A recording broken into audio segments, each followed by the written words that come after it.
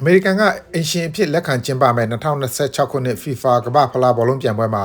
အီရန်အသင်းလာမကစားဘူးလို့အီရန်အားကစားဌာနညွှန်ကြားရေးမှူး Mehdi Taj ကမတ်လ18ရက်နေ့မှာပြောပါတယ်။ဒါဟာကမ္ဘာ့ဖလား2026ကိုတပိတ်မောက်တာမဟုတ်ဘဲအမေရိကန်ကအင်ရှင်အဖြစ်ကျင်းပတာကိုကန့်ကွက်တာဖြစ်ပြီးသူတို့အသင်းကစားမဲ့ပွဲတွေကိုမက္ကဆီကိုနိုင်ငံကိုပြောင်းပေးဖို့ FIFA ကိုတောင်းဆိုထားကြောင်းအီရန်တာဝန်ရှိသူတွေကပြောပါတယ်။2026ခုနှစ် FIFA ကမ္ဘာ့ဖလားဘောလုံးပြိုင်ပွဲကိုအမေရိကန်၊ကနေဒါနဲ့မက္ကဆီကို၃နိုင်ငံက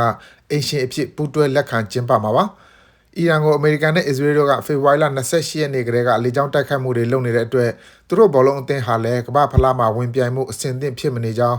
အီရန်အားကစားနဲ့လူငယ်ရေးရာဝန်ကြီး Ahmed Doniamali ကလည်းပြောထားပါတယ်။လက်ရှိအချိန်ထိတော့2026 FIFA ကမ္ဘာ့ဖလားဘောလုံးပြိုင်ပွဲတွေဟာမူလစီစဉ်ထားတဲ့အတိုင်းကျင်းပသွားမယ်လို့ FIFA ဥက္ကဋ္ဌကပြောပါတယ်။အီရန်အနေနဲ့ကမ္ဘာ့ဖလားဘောလုံးပြိုင်ပွဲမှာလာရောက်ရှင်ပြိုင်ဖို့ကြိုးဆိုပေမဲ့သူတို့အသက်အန္တရာယ်လုံခြုံရေးစိုးရိမ်စရာဖြစ်တဲ့အတွက်ပါဝင်ဖို့တင့်တော်မယ်လို့သူမထင်ကြောင်းသမ္မတဒေါ်နယ်ထရမ့်ကလည်း Truth Social လူမှုကွန်ရက်မှာမတ်လ12ရက်နေ့ကရေးထားပါတယ်။ Truth Social မှာအဲ့ဒီလိုမရေးခင်တုန်းကတော့အီရန်အသင်းကမ္ဘာ့ဖလားမှာလာပြိုင်တာမပြိုင်တာကိုသူဂရုမစိုက်ကြောင်းနဲ့လာပြိုင်ရင်လည်းအကြီးအကျယ်ရှုံးသွားမှာဖြစ်ကြောင်း Politico သတင်းဌာနကိုသမ္မတထရမ့်ကပြောထားဘူးပါတယ်။ဖွင့်ပွဲအခမ်းအနားနဲ့ပထမဆုံးပွဲစဉ်ကိုတော့မက္ကဆီကိုနိုင်ငံ Estadio